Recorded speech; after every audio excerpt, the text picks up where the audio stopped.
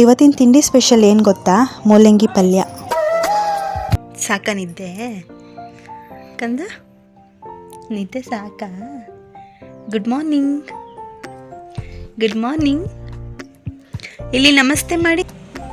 ಬಾಯ್ bye bye ಮಾಡಿ. ಬಾಯ್.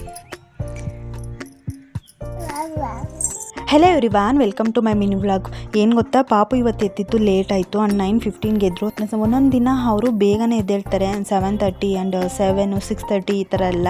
ಇವತ್ತು ತುಂಬ ನಿದ್ದೆ ಮಾಡಿದ್ರು. 9:15ಗೆ ಎದ್ರು. ಅವ್ರು ಎದ್ಮೇಲೆ ನಾನು ಬೆಡ್ಸ್ಪೆಡ್ಡು ಎಲ್ಲ ಚೇಂಜ್ ಮಾಡಿ ಆಮೇಲೆ ಆ ಬೆಡ್ಶೀಟ್ಸ್ಗಳು ಎಲ್ಲ ವಾಶ್ಗೆ ಹಾಕ್ತೆ.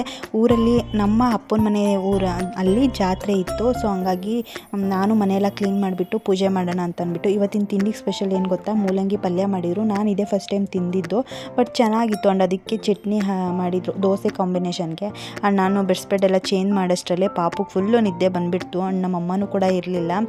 ಪಾಪುನ ಮಲಗಿಸ್ಬಿಟ್ಟು ನಾನು ಈ ಗಂಜಿ ಇದೆಲ್ಲ ರೆಡಿ ಮಾಡ್ತಿದ್ದೆ, ಅವ್ರಿಗೆ ಕುಡಿಸೋದೆಲ್ಲ ಇತ್ತು. ಸೊ ಹಂಗಾಗಿ ಆ್ಯಂಡ್ ತುಂಬ ಜನ ನನಗೆ ಕ್ವಶನ್ಸ್ ಕೇಳೋದು, ನಿಮ್ಮ ಮನೇಲಿ ಪಾತ್ರೆ ಜಾಸ್ತಿ ಬೀಳುತ್ತೆ ಅಂತ ಅಂದ್ಬಿಟ್ಟು. ಹೌದು, ನಾವು ಅವ್ರಿಗೆ 2 hours ಒಂದೊಂದ್ಸಲ ನಾವು ಕುಡಿಸ್ತಾ ಇರ್ತೀವಲ್ವ. ಸೊ ಹಂಗಾಗಿ ಪಾತ್ರೆಗಳು ಬೀಳ್ತಾ ಇರುತ್ತೆ. ಆ್ಯಂಡ್ ಮೊಟ್ಟೆ ಈ ಥರ ಬೇಯಿಸೋದು, ಹಾಗೆ ಮತ್ತು ಚಿಕನ್ ಏನಾರು ಇದ್ದರೆ ಅದನ್ನೆಲ್ಲ ಬೇಯಿಸೋದು, ಅದನ್ನೆಲ್ಲನೂ ಸ್ಮ್ಯಾಶ್ ಮಾಡಬೇಕು, ಇಲ್ಲ ಮಿಕ್ಸಿಯಲ್ಲಿ ರುಬ್ಬಿ ನಾವು ಕುಡಿಸೋದು, ಈ ಥರ ಮಾಡ್ತೀವಲ್ವ.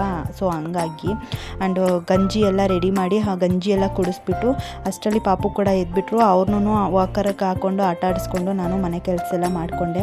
ಇವತ್ತು ಪಾಪು ನಾನು ಇಬ್ಬರೇ ಇದ್ದಿದ್ದು ಮನೆಯಲ್ಲಿ. ಆ್ಯಂಡ್ ಸೋಫಾ ಕವರು ಎಲ್ಲ ಚೇಂಜ್ ಮಾಡಿ ಎಲ್ಲ ವಾಶ್ಗೆಲ್ಲ ಹಾಕಿ ಕೆಲಸ ಮಾಡ್ಕೊಳ್ಳೋಷ್ಟರಲ್ಲೇ ಸಂಜೆನೇ ಆಗ್ತಿತ್ತು. ಆ್ಯಂಡ್ ಪಾಪುಗೂ ಫ್ರೆಶ್ ಅಪ್ ಮಾಡಿ ನಾನು ಫ್ರೆಶ್ ಅಪ್ ಆಗಿ ಮನೇಲಿ ಈ ರೀತಿ ಪೂಜೆ ಮಾಡಿಕೊಂಡೆ. ಏನೇ ಹೇಳಿ ಮನೆಯೆಲ್ಲ ಕ್ಲೀನ್ ಮಾಡಿಬಿಟ್ಟು ಈ ರೀತಿ ಪೂಜೆ ಮಾಡ್ಕೊಂಡಾಗ ಒಂಥರ ಮನಸ್ಸಿಗೆ ಸಮಾಧಾನ ಅಂತ ಅನಿಸುತ್ತೆ.